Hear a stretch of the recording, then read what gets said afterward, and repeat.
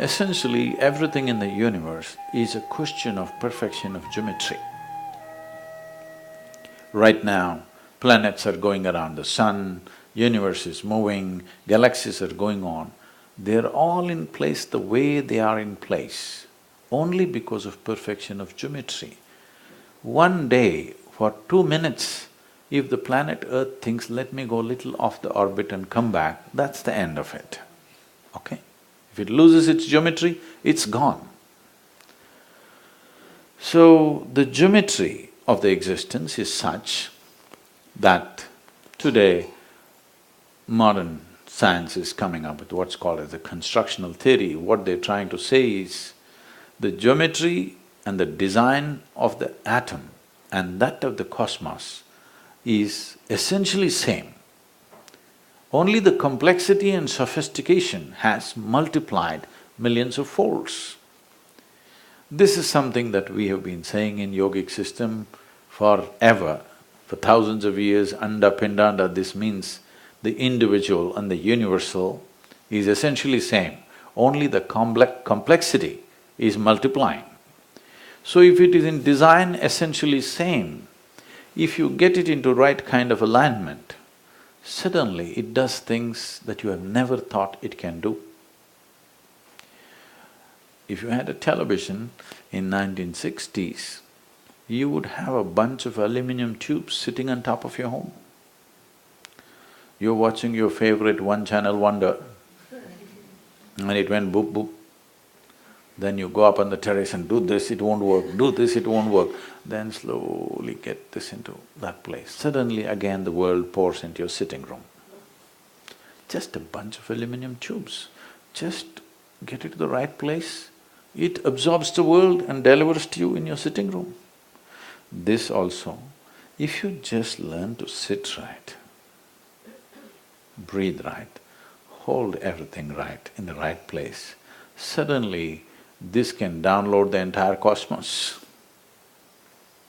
Yoga means the technology of arriving at this, because to just get the geometry right, just to learn to sit right, this is very difficult for a thinking mind to understand. A yogi spends his entire life towards what is called as asana siddhi. This means he wants to master one posture, only one. I know in California you do 108. If you go to half an hour session, you do 100 postures and come back home because you want to sweat.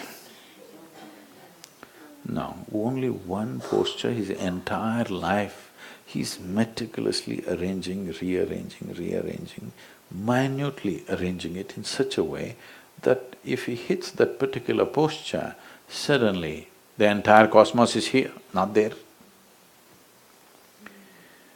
For you to get some kind of understanding of this, for example, do you at least see me? Even if you're not listening to me, it's okay. Do you see me? Hello? Can you use one hand and point out where I am?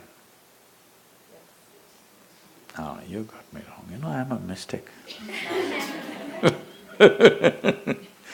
Now this light is falling upon me, reflecting, going through your lenses, inverted image in the retina, you know the whole story. So where do you see me right now? Within yourself. Where do you hear me right now? Within yourself. Where have you seen the whole world? Within yourself. Anything and everything that ever happened to you happened only within you, yes? Light and darkness right now happens within you. Pain and pleasure happens within you. Joy and misery happens within you. Agony and ecstasy happens within you. Anything that ever happened to you happened only within you. Right now somebody next to you touches your hand, you think you're experiencing their hand. No, you are only experiencing the sensations in your hand. Even without the aid of that hand, if you have an imagination, you can create the sensation. Yes or no? Yes, you can. So, you are experiencing everything, whatever you have known, only within yourself. In the very nature of things, you cannot experience what is here. You can only experience the way it happens within you. Or in other words, the fundamental seat of your experience is within you. If the entire human experience is being generated from within you, at least what happens from within you must happen the way you want it. Now, is this the goal of yoga? No.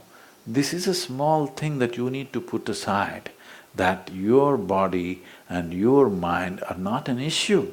They are stepping stones for bigger possibilities. But right now, people spend a lifetime trying to understand the tendencies of their own body and their mind. 60, 70 years of age, still you are struggling how to handle your thought and emotion. What to do with this? By the time you're 16, you should know how to handle your thought and emotion, but entire life goes how to handle your own thought and emotion. These are not curses, these are the greatest boons that you have. You can bloody think and feel. Yes or no? Aren't these the most wonderful things about a human being? You can think and feel, but this has become a huge problem. And of course, there are fixers in the society. How to fix these things? First time when I came to United States, I just couldn't figure this. It's many years ago. And wherever I went, people were talking about stress management. I thought, what? Why would they want to manage stress? Because in my understanding, we manage whatever is precious to us, our family, our business, our money, our property, whatever else that's precious to you. Why would you want to manage stress? It took me some time to understand, people have concluded that stress is a part of their life. Stress is not a part of your life. It is just that you don't know how to handle your own thought and emotion, isn't it? You don't know how to handle your memory and your imagination. All the wonderful things that you have as human beings, which other creatures don't have, which set us apart in every way. See, nothing wrong with an earthworm, it's more eco-friendly than you. You're only now trying in California to be eco-friendly, right? They've always been eco-friendly, that way they're ahead of you. But what is beautiful about a human being is, we can remember everything, we can project into future, we can create a world of our own the way we want it. If we want it, we can pull it down today and create another world tomorrow morning in our mind. Yes?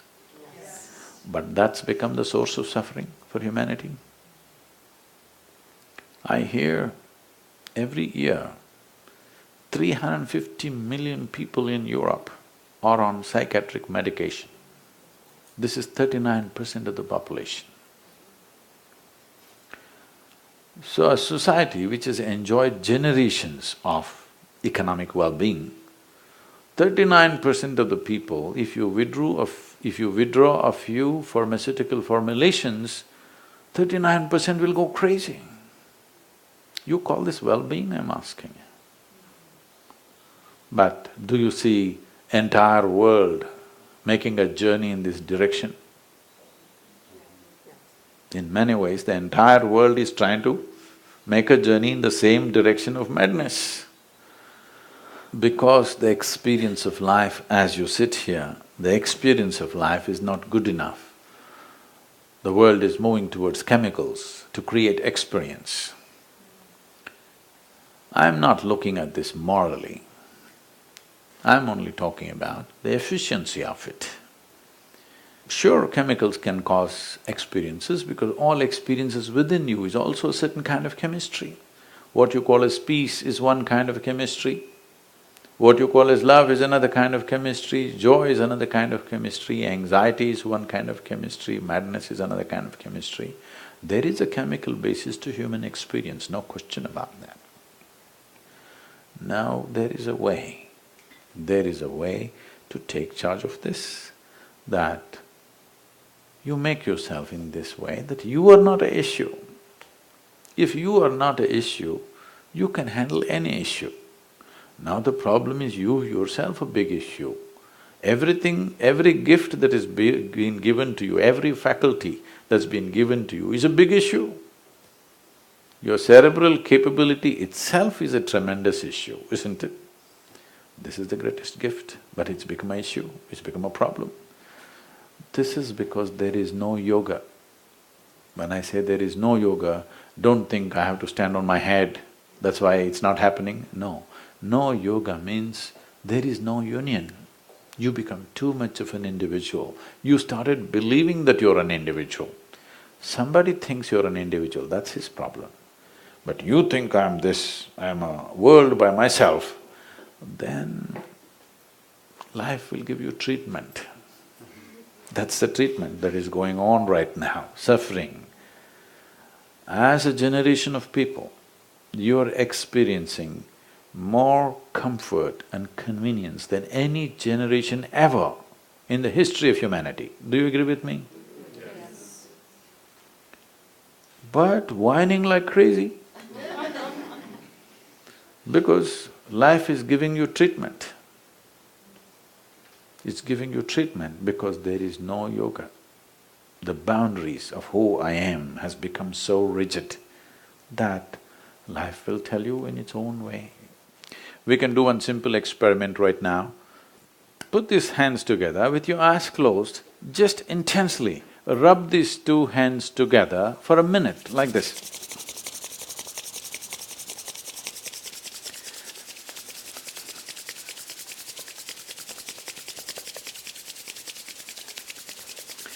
Just hold it apart by 4 inches. With your eyes closed, just hold these hands 4 inches apart.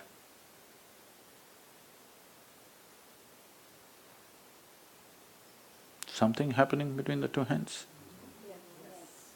Okay? So this is the nature of your sensory body. If something effervescent happens in this, the sensory body will expand. You might have experienced this. You know why people are rubbing each other all the time? Because some sense of oneness. Yes, your sensory body expands and some sense of being beyond yourself.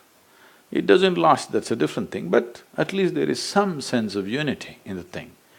Now, the nature of the sensory body is such, if your energies are in an effervescent mode, then you will see sensory body will expand. Suppose your sensory body became as big as this hall, let's say, then you would experience all these people as a part of yourself. Because anything which is within the boundaries of your sensation, you always experience as myself.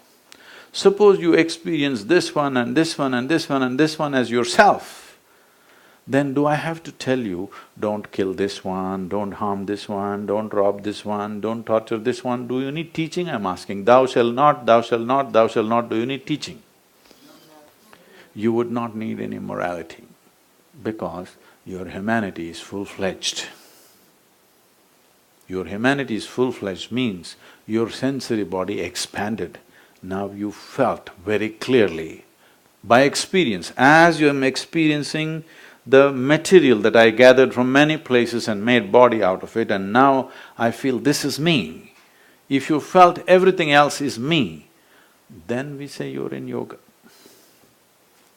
If your sensory body became as big as the cosmos, the entire universe you felt within yourself, then we say you're a yogi. I think we went too far with yoga.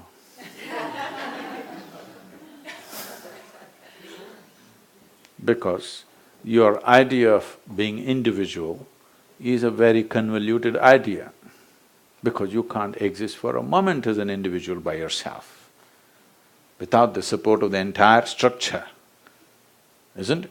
The entire system is constantly working to just make you breathe and be alive here.